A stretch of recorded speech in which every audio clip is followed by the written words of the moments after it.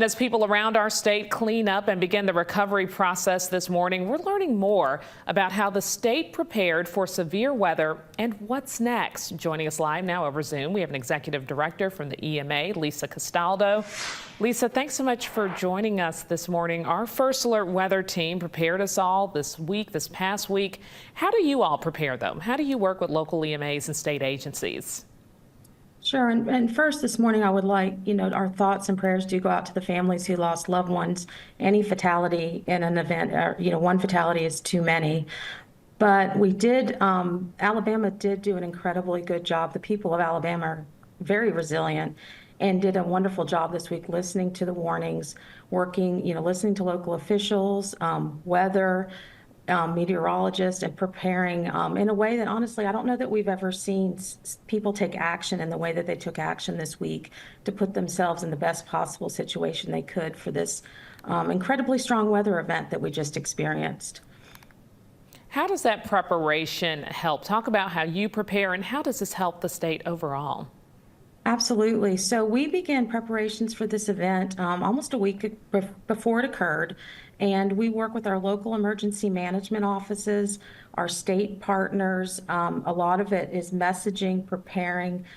We make sure that they're able to get the correct messaging out to their citizens so that they know they have timing, they understand potential impacts. And then we work with our state partners to make sure that we're positioned to facilitate with the response as quickly as possible, because we know when these come through, people are impacted quickly and heavily, and we want to make sure then that we're able to get the right resources to them as quickly as possible to help them start their road to recovery.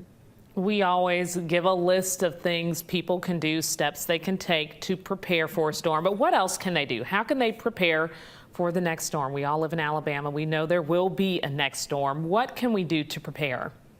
Sure. And I think we saw a lot of this happen this past week. People need to understand where they live. Make sure that they're getting redundant ways to receive messages. So if you use your cell phone, also make sure you have one or two other ways, whether it be a weather radio, download some weather apps on your phone, so that you have trusted messages so that you can react quickly if you need to.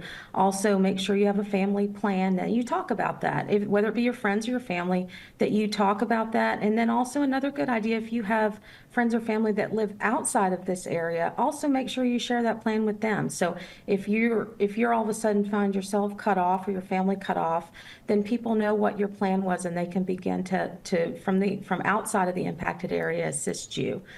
And also, I know there was a lot of messaging all weekend. I really do think it makes a huge difference.